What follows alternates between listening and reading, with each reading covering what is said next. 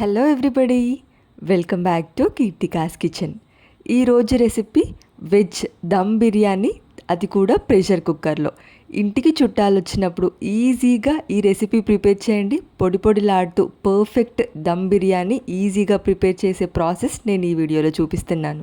ఇంతవరకు ఎవరూ చెప్పని మెజర్మెంట్స్ ఇంకా టిప్స్తో ఈ పర్ఫెక్ట్ వెజ్ దమ్ బిర్యానీ ఎలా ప్రిపేర్ చేసుకోవాలో ఈ వీడియోలో చూసేయండి. ఈ రెసిపీ కోసం ముందుగా అరగంట ముందు రైస్ని నానబెట్టుకోవాలి. నేను ఇక్కడ బాస్మతి రైస్ యూస్ చేస్తున్నాను. 1.5 గ్లాసులు రైస్ తీసుకొని 2 సార్లు శుభ్రంగా వాష్ చేసి అరగంట ముందు నానబెట్టుకోవాలి. రైస్ పొడి పొడిలాడుతూ రావాలి అంటే అరగంట ముందు నానబెట్టుకోవాలి. ఇది ఫస్ట్ స్టెప్. నెక్స్ట్ ఇక రైస్ ప్రిపరేషన్ కోసం ఇప్పుడు ప్రెషర్ కుక్కర్ తీసుకొని ఇందులో 3 టేబుల్ స్పూన్ దాకా ఆయిల్ వేసుకోవాలి. ఆయిల్ కాస్త ఎక్కువగానే పడుతుంది మనం వేసే వెజిటేబుల్స్ అన్నీ ఉడికించుకోవడానికి కోసం. ఇందులో సన్నగా పొడుగ్గా కట్ చేసుకున్న ఆనియన్స్, వీటన్నిటినీ కూడా గోల్డెన్ బ్రౌన్ కలర్ వచ్చేంత వరకు ఫ్రై చేసుకోవాలి. ఇలా ఫ్రైడ్ ఆనియన్స్ వేయడం వల్ల మనకు perfect veg dum biryani recipe taste వస్తుంది. సో ఫ్రైడ్ ఆనియన్స్ ముందుగానే ఫ్రై చేసి పెట్టుకోవాలి. ఇలా ఆనియన్స్ అన్నీ ఫ్రై చేసుకొని వేరే ఒక ప్లేట్లోకి ట్రాన్స్ఫర్ చేసుకున్న తర్వాత ఇందులో స్పైసెస్ వచ్చేసి బిర్యానీ ఆకు 2, 3 లవంగాలు, 2 ఇలాచి, 1/2 ఇంచ్ దాల్చిన చెక్క, 1/2 టేబుల్ స్పూన్ షాజీరా, అలాగే 1 స్టార్ అనైస్, రాతి పువ్వు, వీటన్నిటిని కూడా ఆయిల్లో వేసేసుకొని ఈ స్పైసెస్ అన్నీ ఫ్రై చేసుకోవాలి. ఇవి కాస్త ఫ్రై అవ్వగానే ఇప్పుడు సన్నగా పొడుగ్గా కట్ చేసుకున్న మీడియం సైజ్ ఉల్లిపాయ 1, 5-6 పచ్చిమిర్చి ఇలా పొడుగ్గా కట్ చేసుకొని వేసుకోవాలి. ఇక పచ్చిమిర్చి ఆనియన్స్ అన్నీ కూడా ఒక 50% ఫ్రై అయ్యేంత వరకు ఉడికించుకోవాలి. ఇలా ఫ్రై చేసుకున్న తర్వాత ఇందులో ఫ్రెష్గా దంచుకున్న అల్లం వెల్లుల్లి పేస్ట్ వేసుకుంటే మనకు అసలైన టేస్ట్తో పాటు మంచి అరోమా వస్తుంది. ఇక ఈ అల్లం వెల్లుల్లి పేస్ట్ కూడా మంచి స్మెల్ వచ్చేంత వరకు, పచ్చివాసన పోయేంత వరకు ఫ్రై చేసుకోవాలి. నెక్స్ట్ ఇక్కడ వెజిటేబుల్స్ 1 కప్పు దాకా బీన్స్, అలాగే పొడుగ్గా కట్ చేసుకున్న క్యారెట్, ఇక పెద్ద ముక్కలుగా కట్ చేసుకున్న క్యాప్సికమ్, 1 లేదా 2 బంగాళదుంప, అలాగే క్యాలీఫ్లవర్. ఇక్కడ నేను ఈ 4-5 రకాల వెజిటేబుల్స్ వేశాను. మీ దగ్గర ఇంకేమైనా వెజిటేబుల్స్ ఉంటే అవి కూడా వేసుకోవచ్చు.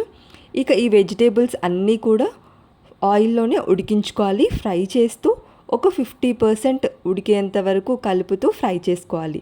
లో టు మీడియం ఫ్లేమ్లో పెట్టుకొని ఇలా కలుపుతూ ఫ్రై చేసుకున్న తర్వాత నెక్స్ట్ ఇందులో రుచికి సరిపడా సాల్ట్, ఆల్రెడీ క్యాలీఫ్లవర్లో కొంచెం సాల్ట్ ఉంటుంది కాబట్టి సాల్ట్ చూసి అడ్జస్ట్ చేసుకోండి. 1 టేబుల్ స్పూన్ కారం, ఇంకా 1/2 టేబుల్ స్పూన్ పసుపు, అలాగే 1 టేబుల్ స్పూన్ ధనియా పౌడర్, అలాగే 1/2 టేబుల్ స్పూన్ గరం మసాలా, ఏదైనా ఒక ఫ్లేవర్ మసాలా. నేను ఇక్కడ వెజ్ బిర్యానీ మసాలా పౌడర్ వేశాను. ఇక ఈ డ్రై మసాలా పౌడర్స్ అన్నీ కూడా వేసిన తర్వాత ఇవన్నీ వెజిటేబుల్స్కి కలిసే విధంగా లో ఫ్లేమ్లో పెట్టుకొని ఫ్రై చేసుకోవాలి. నెక్స్ట్ ఇందులో నేను ఇక్కడ ఫ్రోజన్ బఠానీ వేశాను. మీ దగ్గర ఇన్ కేస్ ఇవి అవైలబుల్ లేకపోతే పచ్చి బఠానీలు ఒక 2 నుంచి 3 గంటల ముందు నానబెట్టుకొని అవైనా యూస్ చేసుకోవచ్చు. ఇక ఈ వెజిటేబుల్స్ అన్నీ కూడా బాగా ఉడికించుకోవాలి సాఫ్ట్గా అయ్యేంత వరకు.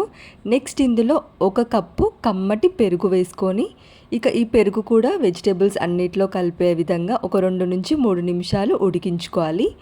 లో ఫ్లేమ్లో పెట్టుకొని ఈ వెజిటేబుల్స్ అన్నీ కూడా సాఫ్ట్గా అయ్యేంత వరకు ఉడికించుకొని ఒక 90% ఉడికిన తర్వాత ఇప్పుడు 1 గ్లాసు వాటర్ పోసుకోవాలి. ఏ గ్లాస్తో అయితే మనం రైస్ తీసుకున్నామో అదే గ్లాస్తో 1 గ్లాస్ వాటర్ పోసుకున్న తర్వాత 1 గుప్పెడు కొత్తిమీర, అలాగే పుదీనా వేసేసుకోవాలి.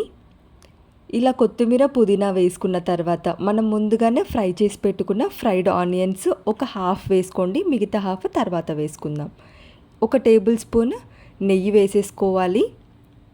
ఇక ఇప్పుడు మన నెక్స్ట్ ప్రాసెస్ వచ్చేసి మనం ముందుగానే నానబెట్టుకున్న రైస్లో 1/2 క్వాంటిటీ, సగం రైస్ ఈ లేయర్లో వేసేసుకొని ఈ బియ్యం కూడా పూర్తిగా సెట్ చేసుకోవాలి. ఒకసారి స్ప్రెడ్ చేసుకున్న తర్వాత నెక్స్ట్ ఇప్పుడు ఇంకొక గ్లాస్ వాటర్ పోసుకోవాలి.